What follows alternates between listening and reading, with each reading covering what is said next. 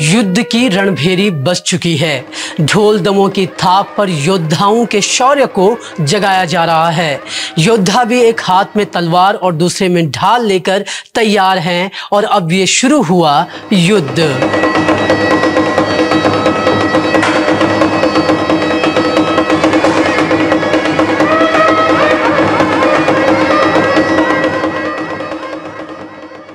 अभी आपने जो देखा और सुना वो वैसे तो किसी युद्ध भूमि का दृश्य नहीं है, लेकिन दोनों का एक दूसरे से खास कनेक्शन जरूर है।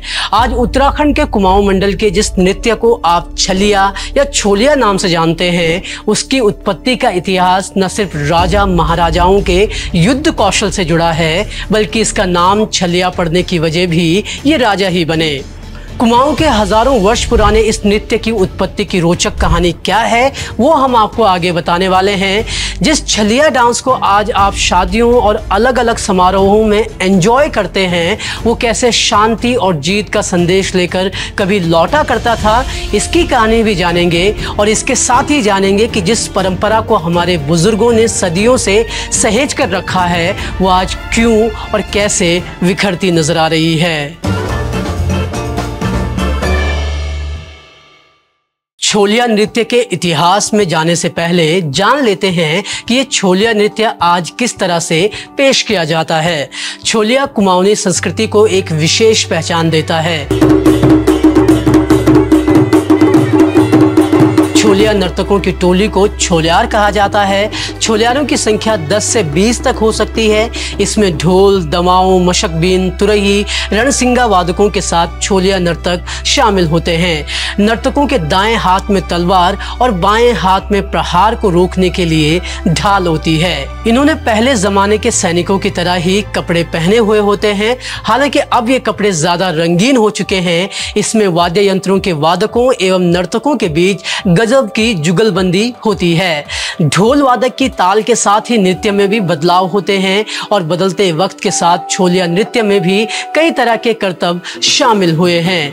आज भले ही छोलिया नृत्य में एक पुरुष के स्त्री के तौर पर नाचने की परंपरा कायम है, लेकिन माना जाता है कि राजाओं के वक्त इसमें स्त्री का कोई किरदार नहीं था।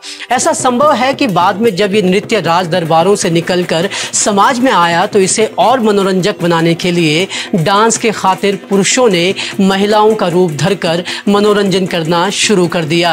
कुमाऊं में छोलिया या छलिया नाम से जाना जाने वाला यह नृत्य जब गढ़वाल की तरफ बढ़ता है तो ये सरो या पोणा नृत्य हो जाता है।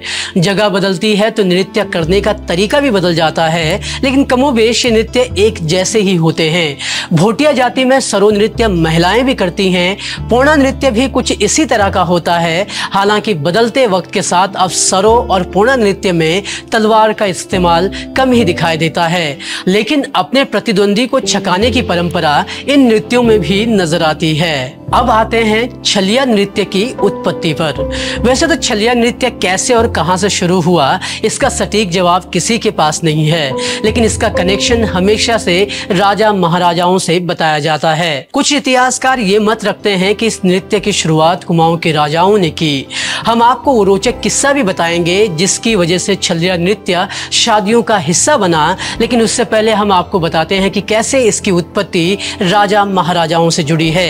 अलग अलग रिपोर्ट्स और छलिया नृत्य से जुड़े लोग भी बताते हैं कि सैकड़ों सालों पहले जब राजा युद्ध से जीतकर वापस अपने दरबार पहुंचता था तो वह अपने रानियों को युद्ध के बारे में बताता।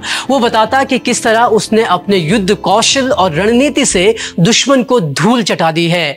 राजा की बात सुनकर रानियों का मन भी उस अद्भुत क्षण को देखने का होता और अपनी रानियों की इच्छा पूरी करने के लिए राजा ने अपनी ही सेना की टुकड़ियों को 2 हिस्सों में बांट दिया और उन्हें आदेश दिया कि वे अभिनय करके दिखाएं कि युद्ध कैसे लड़ा गया। माना जाता है कि राज दरबार में ऐसे ही युद्ध भूमि का स्वांग कर लड़ाई की पूरी बात बताई जाती। हालांकि जैसे जैसे राजाओं का राज खत्म होता गया तो ये नृत्य परंपरा राज दरबार से निकलकर आम समाज का हिस्सा बन गई। छलिया नृत्य आज भले ही शादियों में मनोरंजन का साधन बन बन गया है, लेकिन एक जमाने में ये अपने लोगों की रक्षा का बड़ा हथियार था। ऐसा माना जाता है कि छलिया नृत्य की शुरुआत खस राजाओं के समय हुई थी। इसके पीछे ये तर्क दिया जाता है कि इस दौर में तलवार की नोक पर विवाह हुआ करते थे। राजाओं और क्षेत्रों की दुश्मनी शादी विवाह में अड़चने खड़ी करने की एक बड़ी वजह बनती थी। ऐसे में कोई बारात में दिक्कत न करे और राजा या उनके रिश्तेदारों को कोई नुकसान न पहुंचाए, इस खातिर बारात में ढोल दमों बजाने वालों के साथ सैनिक छलिया बनकर जाते थे। ये लोग रंग बिरंगे सैन्य पोशाक पहनकर वाद्य यंत्रों पर डांस करते जाते और अगर दुश्मन की भनक लगी तो उन पर हमला करने के लिए भी तैयार रहते। कहते हैं कि खुद को नर्तक दिखाने का छल करने से ही इनका नाम छलिया पड़ा। माना जाता है कि खस राजाओं से होते हुए ये नृत्य चंद राजाओं तक पहुंचा। चंद राजाओं के आगमन के बाद ये उनकी पहचान बन गया और इसके बाद क्षत्रियों की बारात कभी भी इस नृत्य के बिना पूरी नहीं होती थी। छलिया नाम पड़ने की एक कहानी ये भी है कि युद्ध मैदान में सैनिक अक्सर अपने दुश्मन सैनिक की नकल कर उसके साथ छल करते और फिर उस पर अचानक हमला बोल देते। जब यही करतब राज दरबार में दिखाया गया तो इस छल की वजह से इसका नाम छलिया या छोलिया पड़ गया। कहा तो ये भी जाता है कि कालांतर में युद्ध के समय ढोल वादक की ढोल की थाप ही सैनिकों के लिए संकेत होती थी कि कब उन्हें किस तरीके से पैंतरा बदलना है और कैसे अपना बचाव करना है। अक्सर युद्ध में जीत के बाद विजय निशान यानी विजय निशान रखा जाता है। जब सेना युद्ध के लिए प्रस्थान कर रही होती है तब संघर्ष का प्रतीक लाल कपड़े की पताका यानी झंडा आगे और शांति का प्रतीक यानी सफेद पताका पीछे रखी जाती है। वहीं युद्ध मैदान से विजयी हासिल कर लौटे तो सफेद पताका आगे और लाल पताका पीछे रखने की परंपरा थी। कई जगहों पर आज भी शादी ब्याह में ये परंपरा नजर आती है। छलिया नृत्य का जिक्र हरिवंश पुराण में भी मिलता है। जी हाँ, प्रोफेसर देवीदत्त शर्मा अपनी किताब उत्तराखंड ज्ञान कोश में लोक मान्यताओं के हवाले से कहते हैं कि छोलिया या छलिया जैसे नृत्य का जिक्र हरिवंश पुराण में भी मिलता है। वो बताते हैं कि विष्णु पर्व के अंतर्गत चालुक्य क्रीड़ा नाम का नृत्य का वर्णन किया गया है। हालांकि इसी से बाद में छलिया नृत्य बना है, इसकी पुष्टि नहीं हो पाई है।